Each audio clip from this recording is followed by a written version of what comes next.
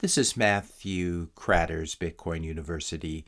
Today I want to talk about something I'm calling Bitcoin hipsterism and Bitcoin global adoption. This is a follow-up to yesterday's video where I talked about how the repeal of SAB 121 and other regulatory changes in the US now make it possible and in fact desirable for banks to begin to custody Bitcoin. So you may begin to see things like this at your local JP Morgan Chase branch. JP Morgan committed to safe custody of your Bitcoin, BTC-backed lines of credit and growth, etc. So this is probably what's coming, and it's funny to see, especially when Jamie Dimon has been such an enemy of Bitcoin. But his bank is still going to do Bitcoin custody because it's going to be very, very popular.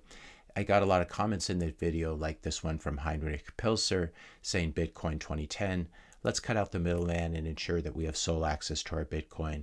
Bitcoin 2025. Let's hope the banks can store and take care of our Bitcoin. Obviously, a critique here of normies coming into Bitcoin and not preserving the cypherpunk spirit. When I see comments like this, and there was a lot of them, I'm always reminded of these type of people. Probably everyone listening to this has had that friend in high school or college who would discover amazing new bands and then drop them and call them sellouts if those bands ever managed to achieve commercial success. So I'm probably dating myself a little bit here, but I've had friends or known people who said things like U2's debut album, Boy, was amazing, but then they really sold out with Joshua Tree.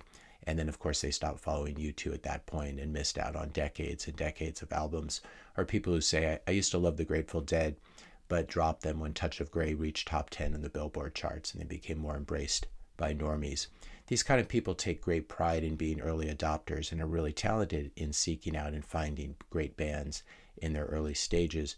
But sometimes these same kind of people paradoxically end up hoping that the band that they supported early on fails so that audiences remain cool and small and hip. I often think of these types of people when I encounter Bitcoiners who think that a CEO putting Bitcoin on his company's balance sheet is a bad thing, or these people who think that banks being able to easily and legally custody Bitcoin for people is a bad thing.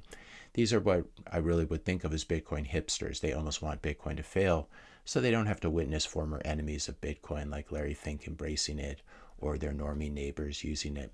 But here's the thing, money is a winner-take-all game.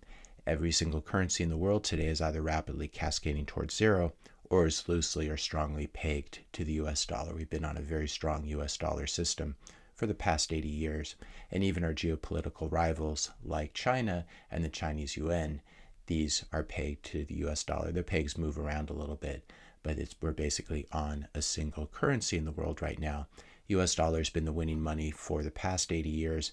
That's all changing now. Bitcoin is replacing it. Bitcoin will be the new global money for the next 80, 100, 500 years. And that means that uncool, unhip people are going to be using quote-unquote our money. If you're enjoying this video so far, I just ask you to help to support this channel's educational mission. Hit the subscribe button. That really does help this channel's reach.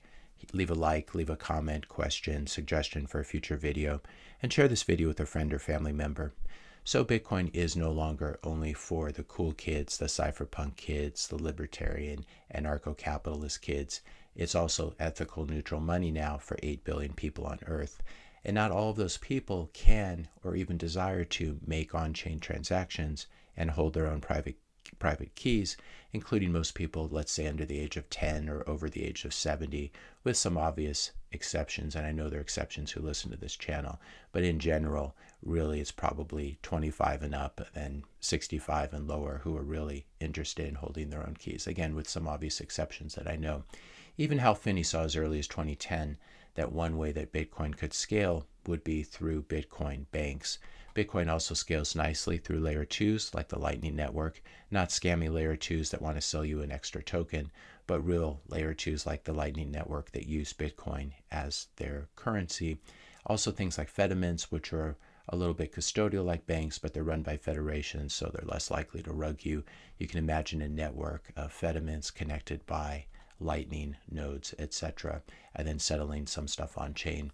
Now, Bitcoiners who run their own nodes and hold their own keys are the backbone of the Bitcoin network and will continue to be with the cypherpunk ideals and are necessary to help to enforce the very strong consensus that we have in terms of the 21 million coins and just how Bitcoin functions.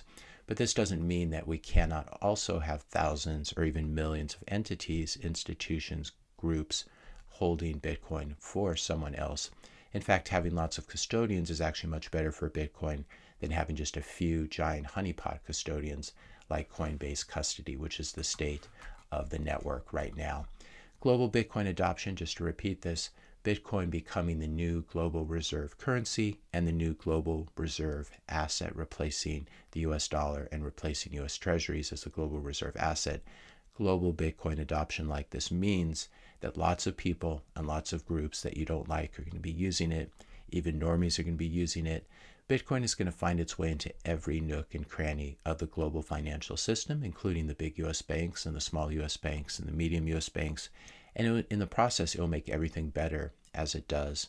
So when a family adds Bitcoin to their portfolio gets better. When a corporation adds Bitcoin to their balance sheet, even if they're not holding the Bitcoin on a hardware wallet under the CEO's bed, even if they're holding it at a custodian, when a corporation adds Bitcoin to their balance sheet, it still makes the corporation better. It's much better than holding melting ice cube US treasuries instead.